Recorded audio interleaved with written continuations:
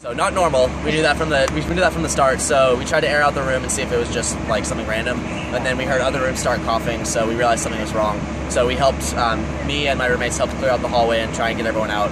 And then we told the RAs, and the police came and told us to pull the fire alarm, and we've been evacuated ever since. Wow. So they've been checking for symptoms, and there's been nothing lasting. So we're all fine now. Okay. So it's good. It's just a little bit scary.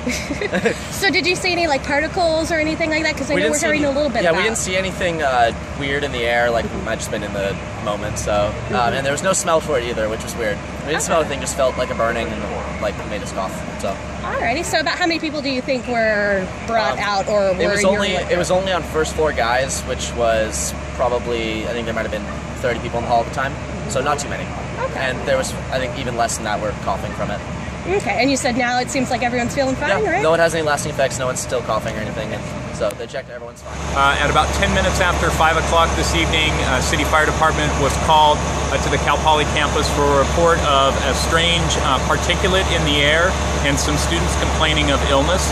We arrived on scene at Building 106, a 3-story dorm complex. We've already evacuated all 3 floors. At this point, we're unable to find any students that are complaining of any illnesses. The county hazmat team is here. We'll do air sampling. Right now, we're not sure. We're not seeing any particulates in the air, and we're not getting any strange readings on our meters. But the county hazmat team is here. We'll do air sampling, and if it's safe, we'll reoccupy with the students. Otherwise, the hazmat team will assist us with mitigating the incident. We're working closely with CAL FIRE and UPD to resolve the incident.